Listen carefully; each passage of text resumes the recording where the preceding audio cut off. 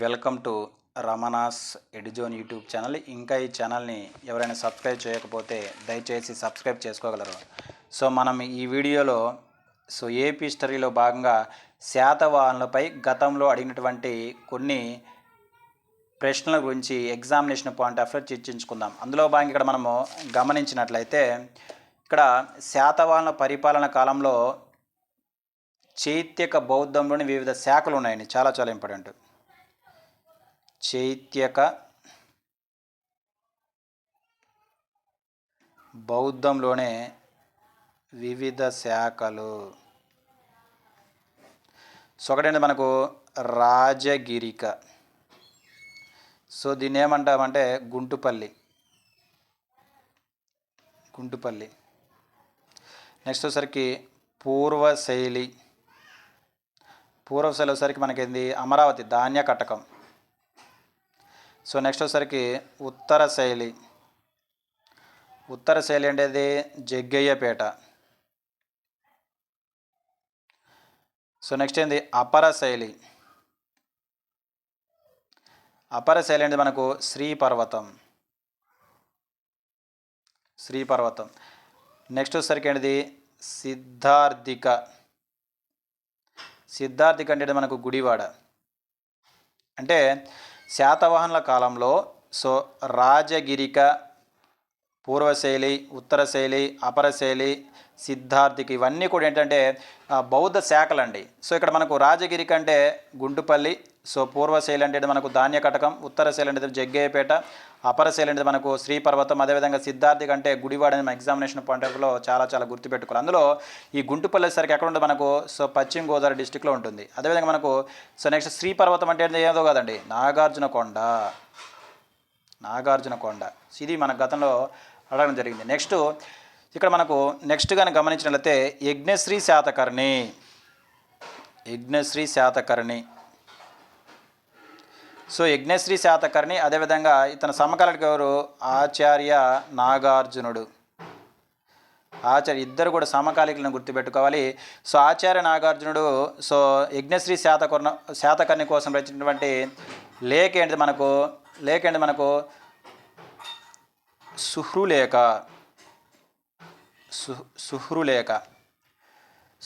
అని గుర్తుపెట్టుకోవాలి. ఇక్కడ సృహులే అని గుర్తుపెట్టుకోవాలి. అదేవిధంగా ఇక్కడ మనం బాగా గమనించినట్లయితే ఇక్కడ ఈ ఆచార్య నాగార్జునుడు మాధ్యమిక వాదాన్ని ప్రచారం చేశాడు.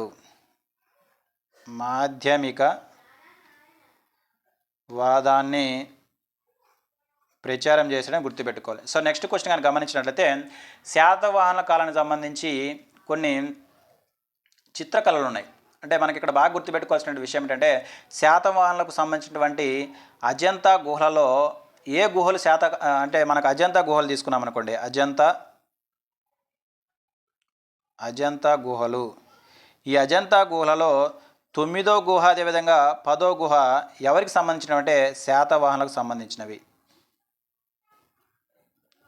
శాతవాహనులకు సంబంధించినటువంటి గుహలు ఏంటిది అజంతా గుహలలో 9, 10 సరికి ఎవరికి సంబంధించిన మనకు శాతవాహనకు సంబంధించిన గుర్తుపెట్టాలి. అందులో మనం ఇక్కడ బాగా గమనించినట్లయితే ఈ 10వ ఇక్కడ 10వ గుహలో శ్వేత గజ జాతక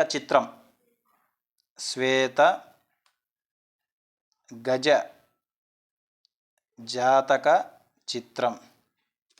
అదేవిధంగా మన ఇక్కడ 9వ గుహలో మనకి ఏముంది అంటే యక్షుల చిత్రం. అంటే మనకి ఇక్కడ శ్వేత గజ జాతక చిత్రం అవ్వచ్చు, అదేవిధంగా మనకు ఈ యక్షుల చిత్రం అవ్వచ్చు. రెండు కూడా ఎవరికి సంబంధించిందంటే మనకు శాతవాహనులకు సంబంధించిన గుర్తుపెట్టుకోవాలి. ఈ 9, 10 గుహలు అనగానే మనకు ఎవరికి సంబంధించినటువంటి శాతవాహనుల గుహలను గుర్తుపెట్టుకోవాలి. ఎక్కడ అజంతా గుహలు ఉన్నటువంటి 9, 10 గుహలు సరికి ఎవరికి సంబంధించిన మనకు శాతవాహనులకు సంబంధించిన గుర్తుపెట్టాలి. అదేవిధంగా ఈ 10వ గుహలో శ్వేత గజ జాతక చిత్రం ఉంది, అదేవిధంగా 9వ గుహలో యక్షుల చిత్రం ఉండడం మన ఎగ్జామినేషన్ పాయింట్లో గుర్తుపెట్టాలి. నెక్స్ట్ వచ్చేసరికి అడిగిన బిట్ ఏంటంటే శాతవాహన కాలంలో ఎన్ని రకాల చేతులు వృత్తుల వారు ఉన్నారు?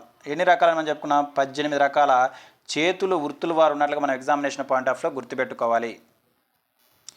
ఇక్కడ నెక్స్ట్ ప్రశ్న కానీ గమనించినట్లయితే విఎస్ సుక్తాంకర్, ఇప్పుడే మనం చెప్పుకున్నాం. ఈ విఎస్ సుక్తాంకరు శాతవాహనులు ఎవరికి అంటే ఏ రాష్ట్రానికి సంబంధించిన వారు చెప్పుకోవడం జరిగింది? కన్నడ. కన్నడ ప్రాంతం అంటే శాతవాహనులు కన్నడ ప్రాంతానికి చెందినవారు అని చెప్పిన వ్యక్తి ఎవరంటే మనకు విఎస్ సుక్తాంకర్. కర్ణాటక లేదా కన్నడని గుర్తుపెట్టుకోవాలి. అయితే ఇక్కడ ఏమని చెప్పాడంటే ఆంధ్రులు శాతవాహనులు ఒక్కరే కాదు, ఆంధ్రులు శాతవాహనులు ఒక్కరు కాదు అని చెప్పిన వ్యక్తి ఎవరంటే మనకు విఎస్ సుక్తాంకర్ అని గుర్తుపెట్టుకోవాలి. అలాగే శాతవాహనులు ఆంధ్ర భృత్యులు అని పేర్కొన్నాడు, చాలా చాలా ఇంపార్టెంట్. ఆంధ్ర అంటే శాతవాహనులు ఆంధ్రులు కాదు అని చెప్పిన వ్యక్తి వివి సుక్తాంకర్. అదేవిధంగా శాతవాహనులు సరికి కన్నడ ప్రాంతానికి చెందిన వారని చెప్పిన వ్యక్తి కూడా విఎస్ సుక్తాంకర్ అని గుర్తుపెట్టుకోవాలి. అదేవిధంగా శాతవాహనులు ఆంధ్ర భృత్యులు అని చెప్పిన వ్యక్తి ఎవరంటే మనకు విఎస్ సుక్తాంకర్ అని మన ఎగ్జామినేషన్ పాయింట్ ఆఫ్ లో గుర్తుపెట్టుకోవాలి. అయితే ఇక్కడ విఏ స్మిత్ మరియు ఆర్జీ బండార్కర్ వీళ్ళు ఏం చెప్పారంటే శాతవాహనులు ఎవరని చెప్పారు, ఆంధ్రులని చెప్పారు. చాలా చాలా ఇంపార్టెంట్. అంటే శాతవాహనులు ఆంధ్రులని చెప్పిన వ్యక్తులు ఎవరంటే మనకు V A Smith and R G Bhandarkar. వీళ్ళు వచ్చేసరికి శాతవాహనులు వచ్చేసరికి ఆంధ్రులని చెప్పడం జరిగింది. అదేవిధంగా మనకు పిటి శ్రీనివాస అయ్యంగార్. ఈ పిటి శ్రీనివాస అయ్యంగార్ ఏం చెప్పాడంటే శాతవాహనులు ఎవరని చెప్పాడు, ఇతను మహారాష్ట్రానికి చెందినవారు. మహారాష్ట్రంకి చెందిన వ్యక్తులు శాతవాహనులు చెప్పిన వ్యక్తి ఎవరంటే మనకు పిటి శ్రీనివాస అయ్యంగార్ అని గుర్తుపెట్టుకుని. నెక్స్ట్ ఇందాక మనం చెప్పుకున్నాం వివి మిరాసి. ఈ వివి మిరాసి ఏమని చెప్పాడు, శాతవాహనులు ఎవరికి దేనికంట విదర్భ ప్రాంతానికి చెందిన వాళ్ళని చెప్పాడు. అంటే విదర్భ అంటే మనకి ఎవరు గుర్తు రావాలి, వివి మిరాసి గుర్తు రావాలి. మహారాష్ట్ర అంటే పిటి శ్రీనివాస అయ్యంగార్ గుర్తు రావాలి. ఆంధ్ర ప్రాంతానికి చెందిన వారని చెప్పిన వారు ఎవరంటే విఏ స్మిత్ మరియు ఆర్జీ బండార్కర్ గుర్తు రావాలి. కర్ణాటక అంటే మనకి ఎవరికి గుర్తు రావాలి, మనకు సుక్తాంకర్ గుర్తు రావాల్సినటువంటి అవసరం ఎంతైనా ఉంది. నెక్స్ట్ కానీ గమనించినట్లయితే నెక్స్ట్ మనం గతంలో అడిగినటువంటి క్వశ్చన్ ఏంటంటే ఎవరు శాతవాహన రాజులలో ఇక్కడ నెక్స్ట్ క్వశ్చన్ గమనించినట్లయితే శాతవాహనుల కాలంలో రాజధానిని ప్రతిష్టానపురం నుంచి అమరావతికి మార్చినటువంటి రాజు ఎవడు అంటే మనం ఇక్కడ బాగా గమనించినట్లయితే మనకు జునాగఢ్ శాసనం. ఈ జునాగఢ్ శాసనాన్ని వేయించిన వ్యక్తి ఎవరు మనకు జునాగఢ్ శాసనం వేసిన రుద్రదమనుడు. దీని యొక్క ప్రత్యేకత ఏంటంటే మొట్టమొదటి సంస్కృత శాసనం భారతదేశంలోనే మొదటి సంస్కృత శాసనం ఏ శాసనం, రుద్రదమనుడు వేయించినటువంటి జునాగఢ్ శాసనం. అయితే ఇక్కడ మనం బాగా గుర్తుపెట్టుకోవాల్సిన విషయం ఏంటంటే ఈ జునాగఢ్ శాసనం ఏం చెప్తుందంటే రెండవ పులోమావి. ఈ రెండవ పులోమావి ఎవరో కాదండి, జిపిఎస్ కుమారుడు. అంటే ఈ రెండవ పులోమావి కాలంలోనే నాసిక్ శాసనాన్ని గౌతమి పుత్ర శాతకర్ణి తల్లి అయినటువంటి గౌతమి బాలశ్రీ వేయించినట్లుగా మన ఎగ్జామినేషన్ పాయింట్ ఆఫ్ లో గుర్తుపెట్టుకోవాలి.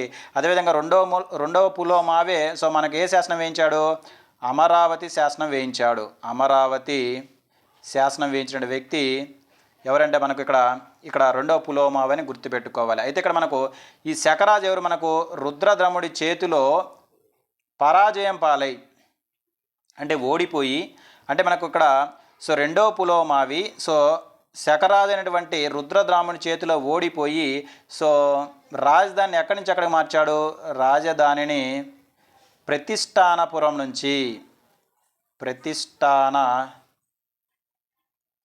నుండి ఎక్కడికి మార్చాడు, అమరావతికి మార్చాడు. చాలా చాలా ఇంపార్టెంట్. అంటే అమరావతి స్తూపాన్ని వేయించినటువంటి వ్యక్తి ఎవరంటే మనకు రెండవ పులోమావిని గుర్తుపెట్టుకోవాలి. గౌతమి బాలశ్రీ రెండవ పులోమావి కాలంలోనే మనకు నాసిక్ శాసనం వేయించినట్లు గుర్తుపెట్టుకోవాలి. అయితే ఇక్కడ మనకు ఈ అమరావతి శాసనం అనగానే మనకు గుర్తురావాల్సిన మరొక బిట్ ఏంటంటే తొలి తెలుగు పదం ఏంటి మనకు నాగబు. చాలా చాలా ఇంపార్టెంట్ అండి. ఇక్కడ మనకు అమరావతి శాసనంలోనే మనకు మొట్టమొదటి తొలి పదమైనటువంటి నాగబు ఉన్నట్లుగా మనం గుర్తుపెట్టుకోవాలి. అదేవిధంగా ఈ అమరావతి స్తూపం యొక్క ప్రత్యేకత ఏంటంటే ఆంధ్రప్రదేశ్లోనే అతి పెద్ద బౌద్ధ స్తూపంగా మనం ఎగ్జామినేషన్ పాయింట్ ఆఫ్ లో గుర్తుపెట్టుకోవాలి. ఇవి మనకు ఏపీ హిస్టరీలో భాగంగా శాతవాహనులపై గతంలో అడిగినటువంటి కొన్ని ముఖ్యమైనటువంటి ప్రశ్నలు. నెక్స్ట్ వీడియోలో మరికొన్ని ప్రశ్నల గురించి మనం ఎగ్జామినేషన్ పాయింట్ ఆఫ్ లో చర్చించుకుందాం. ఇంతవరకు చూసినందుకు థ్యాంక్ యూ.